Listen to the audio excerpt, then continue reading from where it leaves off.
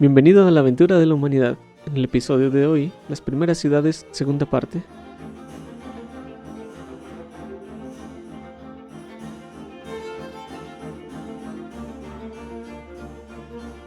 En el episodio de hoy seguiremos hablando de cómo se formaron las primeras ciudades. Como vimos al final de nuestro último capítulo, esto ocurrió en Mesopotamia, que viene de las palabras griegas mesos y potamos, y significa lugar entre ríos, el Tigris y el Éufrates, localizados en las actuales Irak y Siria. Y es en Irak donde aparece la primera civilización mesopotámica, los sumerios.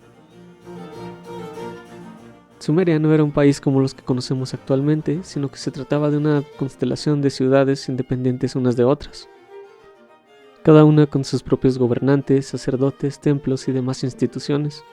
Los sumerios fueron los primeros en utilizar arcos y columnas en sus edificios, lo que les permitió crear una forma de arquitectura monumental que revolucionó por completo la relación del hombre con los espacios que habitaba. Los sumerios también fueron los creadores de la rueda, el bote de vela y sobre todo la escritura, pero sobre esto hablaremos un poco más tarde. Primero quiero que consideres algo. Piensa en la cosa más antigua creada por el hombre que puedas imaginar. ¿Listo? Es posible que hayas pensado en el Coliseo Romano, la Gran Muralla, Stonehenge o las pirámides de Egipto.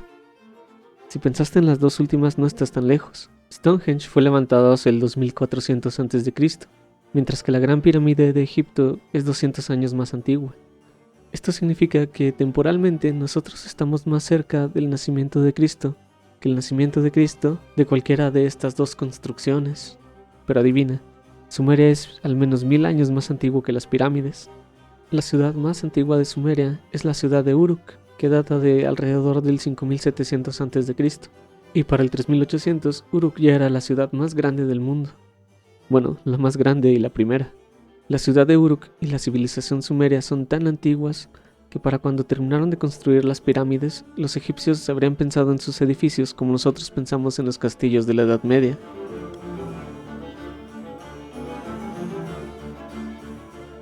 Ahora bien, otra de las grandes innovaciones de los sumerios fue su preocupación por la ciencia. Aunque este término no se corresponde completamente con lo que hoy en día conocemos por ciencia, los sumerios fueron los primeros en separar el pensamiento mítico y el pensamiento racional. Aunque hay que tomar esto que acabo de decir con mucho cuidado, pues el mito no solamente es una explicación fantástica, es también una forma de comprender y explicar el mundo.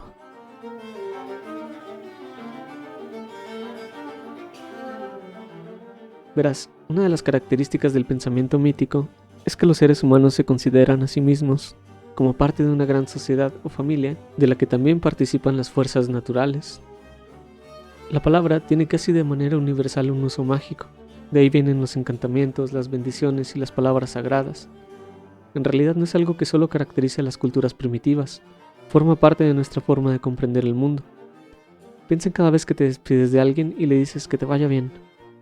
Cuando hacemos esto, además de expresar nuestra buena voluntad, hay una parte de nosotros que espera que nuestra palabra aporte algo para que ese bien se cumpla, que a través del lenguaje podamos efectuar algún cambio en el mundo.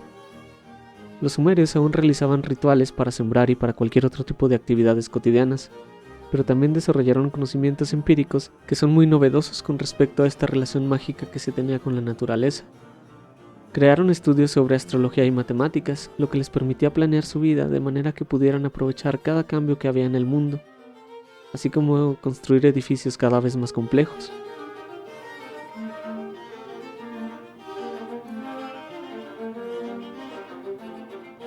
¿Alguna vez te has preguntado por qué una hora se divide en 60 minutos y no en 100? ¿O en algún número más redondo? Es decir, nuestro sistema para contar es decimal. Además del tiempo, no parece que la gente cuente las cosas de 60 en 60, o de 12 en 12. Pero es que así es como lo hacían los sumerios. Esa es una herencia que tenemos de ellos.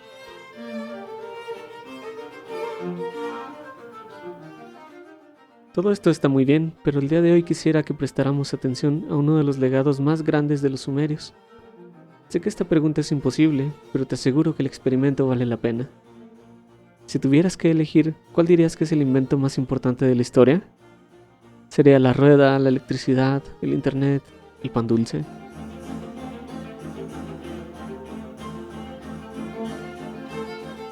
Vale, pues si a mí me preguntaran, Yo diría que es la escritura. La escritura aparece por primera vez en Sumeria alrededor del año 3500 a.C. y comenzó en los templos de los que hablábamos en el episodio pasado. Al principio se utilizaba para llevar la contabilidad de cosas como el grano y las vasijas, y utilizaba representaciones pictóricas, es decir, dibujos como los que después utilizaron los jeroglíficos egipcios, pero con el tiempo se fue refinando y las imágenes se fueron convirtiendo en símbolos, y estos en un alfabeto, un tipo de escritura que conocemos como escritura cuneiforme. En un principio, para hablar de una espiga de trigo, se dibujaba el trigo. Esta representación es lo que hoy en día conocemos como un icono. Es una imagen que tiene algo en común con aquello que representa. Después esto se fue convirtiendo en un símbolo.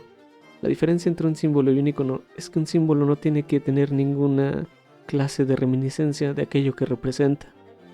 Es decir, que con esto se pueden hacer representaciones mucho más abstractas. Ahora se pueden representar pensamientos, ideas, emociones, y no solamente aquello que podemos ver. Ahora se podía escribir sobre conceptos tan complejos como la justicia o la belleza. La escritura ya no solo permitía a los sumerios contar cosas, sino crear literatura, profundizar en la forma de organizar la ciudad a través de leyes y decretos, escribir y enseñar las canciones que cantaban para sus dioses, e incluso ayudó al nacimiento de la propiedad privada, ya que los sumerios marcaban con un sello documentos que les permitían decir: esta casa es mía y solo yo puedo decidir qué hacer con ella.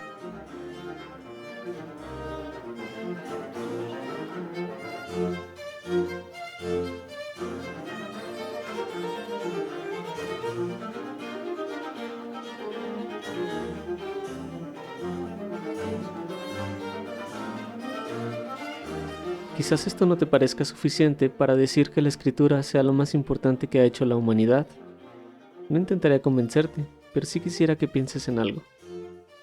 La escritura nos permite trascender los límites espaciales y temporales a los que estamos confinados como seres mortales. No tenemos que estar en el mismo lugar y al mismo tiempo que otra persona para decirle algo, pero las cosas se ponen más interesantes cuando consideras que lo que decimos puede cambiar por completo el mundo. Piensa en toda la historia de la humanidad como si se tratara de la vida de un solo ser humano. En su infancia no sabe muchas cosas. Con el tiempo aprende a dibujar, a contar, a tocar un instrumento, a andar en bicicleta, todas esas cosas que disfrutamos o que nos facilitan la vida. Ahora imagínate que cada día tienes que volver a aprender lo mismo, en lugar de aprender cosas nuevas usando las que ya sabes. Si no tuviéramos escritura, eso es lo que pasaría con la humanidad. En nuestro tiempo, el ser humano es capaz de combatir enfermedades, construir automóviles o jugar videojuegos, gracias a que podemos tomar el conocimiento que hemos acumulado y perfeccionado a través de toda la historia. Y se llama historia justo a partir de la escritura. Todo lo que hacía el ser humano antes de aprender a escribir es lo que llamamos prehistoria. Aunque haya muchas formas de comunicarse y la arqueología pueda descubrir muchas cosas a través de la ciencia, es muy poco lo que podemos construir sobre esos conocimientos, comparados con lo que nos ha llegado a través de la escritura. Cuenta la leyenda que Isaac Newton, uno de los científicos más importantes de la historia, una vez dijo que si nosotros llegamos a ver más lejos, es porque estamos parados sobre los hombros de gigantes. Esos gigantes son todos los seres humanos que han aportado grandes conocimientos a la humanidad, y que han llegado a nosotros gracias a la escritura.